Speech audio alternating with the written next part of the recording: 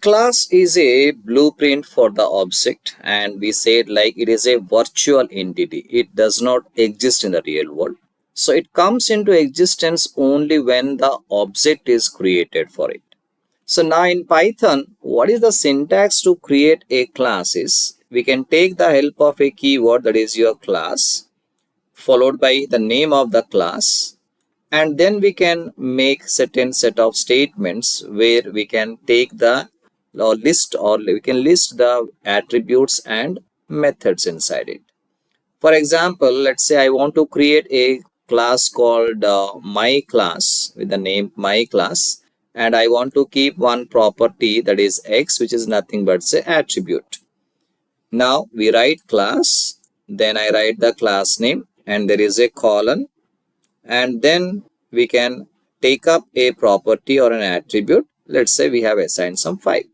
So here I can say that we have defined one class called my class, which has one attribute x, which has been initialized with the value 5.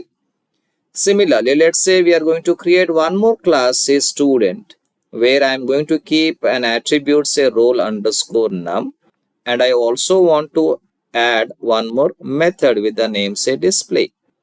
So what we have done again, so we took the same class keyword followed by whatever name of the class you want to give, put a colon, and then you took a variable which is nothing but here attribute, set some value to this, and because we are looking for one more member to be added, that is nothing but a method, so it is nothing but a function only, right? So we use the same def keyword followed by the name of the function, or we can say right now it is a method. Okay, so the same functions which we have been using earlier, once they become part of a student or the member of a particular class, okay, they ultimately known as your method. So if there is no difference between function and method, the only difference is a function which is part of a particular class that ultimately named as a method. Now we'll talk more about this self later. So this is one of the compulsory parameter that I should be writing for every method that I'm defining inside a class.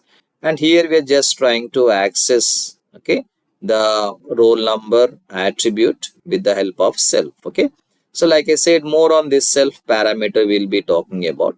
But anyway, this is a sample look of a class called student, where we have one attribute and there is one method.